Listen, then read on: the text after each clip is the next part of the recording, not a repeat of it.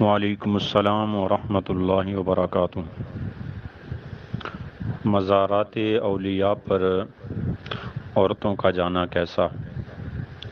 اس حوالے سے گزارش یہ ہے کہ اس مسئلہ میں علماء کرام کا اختلاف ہے۔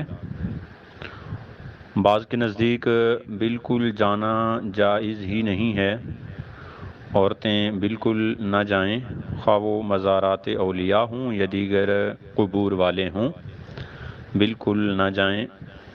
کیوں؟ اس لیے کہ اگر اپنے عزیز و اقارب کی قبور پر جائیں گی تو وہاں جزا فضا کریں گی، رونا پیٹنا اور اس طرح کی غیر شرعی حرکات کریں گی، اس لیے انہیں جانا منع ہے۔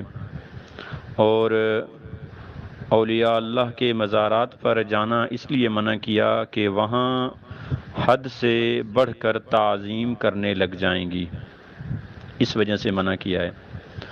اور بعض علماء نے اجازت دی ہے کہ اپنے عزیز و اقارب کی قبور پر بھی جا سکتی ہیں اور مزارات اولیاء پر بھی جا سکتی ہیں، لیکن جن علماء نے اجازت دی ہے جانے کی، انہوں نے شرائط مقرر کی ہیں۔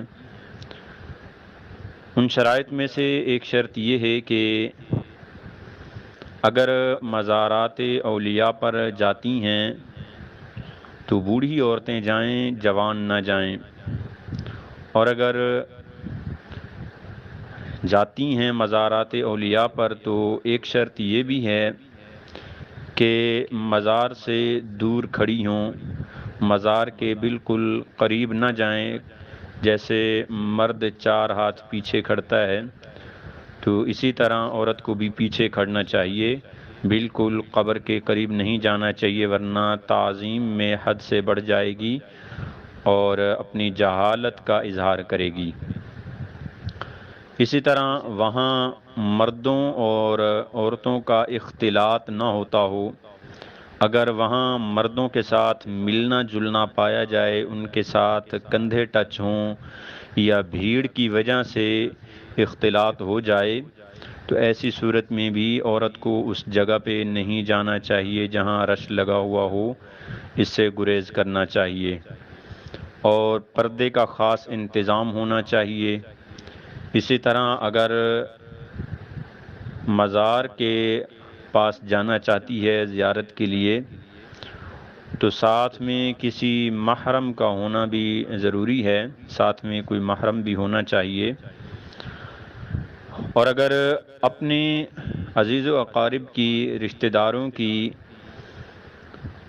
قبور پر جانا چاہتی ہے تو اس میں بھی یہی شرائط ہیں کہ وہاں جا کر جزا فضا نہ کرے، رونا پیٹنا نہ شروع کر دے، اور راستہ بھی پرامن ہو، کسی محرم کے ساتھ جائے۔ یہ شرائط مقرر کی گئی ہیں، تو پھر ان علماء کے نزدیک جانا جائز ہے۔ اور اگر اس طرح کی حرکتیں کرے گی، خواہ وہ بوڑھی ہو یا نوجوان ہو، تو پھر ان کو منع کیا جائے گا۔ مطلقاً کسی کو منع نہیں کر سکتے، اس لیے کہ جو قبور کی زیارت کی فضیلت بیان کی گئی ہے اس میں مرد اور عورت دونوں شامل ہیں۔ اپنی اصل کے اعتبار سے تو جانا بالکل جائز ہے، مرد کے لیے بھی جائز ہے اور عورت کے لیے بھی جائز ہے، لیکن اس پرفتن دور میں عورت اس طرح کی حرکات کرتی ہے، اس لیے علماء کرام نے اختلاف کیا۔ بعض نے